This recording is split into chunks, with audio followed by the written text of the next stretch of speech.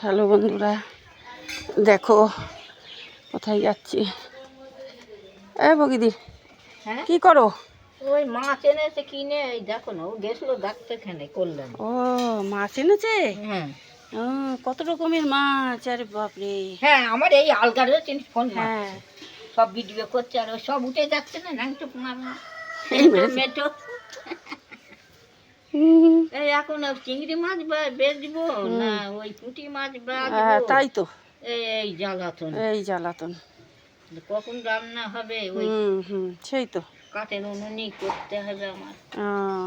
আচ্ছা, ভাই আসুন।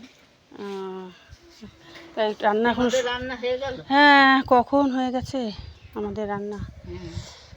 তোমার রান্নাই দেখতে এলাম। আমার রান্না দেখতেন, আমাদের এখন হয়েছে সকালে খাওয়া দাওয়া, আর বাচ্চাটা নিয়ে ওই ধরতে হচ্ছে।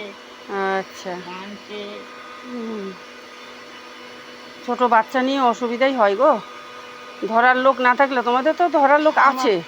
পায়ে ব্যথা না, আমি বসতে পারিনি। হ্যাঁ হ্যাঁ হ্যাঁ, পা কন কন করতে, ওইগুলো কাটতে হ্যাঁ হ্যাঁ, তা তো হবে। একভাবে বসে থাকলে কোমর ব্যথা করে, পা ব্যথা করে, করে তো কি করা যাবে, করতে তো হবেই।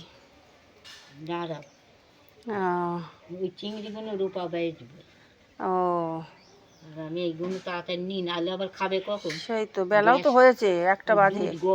গরম করবে, জানো 1টা তো? বেশি বাজে, হ্যাঁ সেই। গ্যাসে আর ইয়ে করা যাবে না, গ্যাস লিখেছে 1 মাস না হলে, দেরি হলে এখন ওরম হচ্ছে, হ্যাঁ হ্যাঁ পরে হ্যাঁ, দেবে। সেই তো। ওই জন্যই তো কম। হ্যাঁ হ্যাঁ হ্যাঁ হ্যাঁ, ঠিকই। তোমাদের রান্না হয়ে গেল? তোমাদের ভোর থেকে রান্না হচ্ছে রোজ 12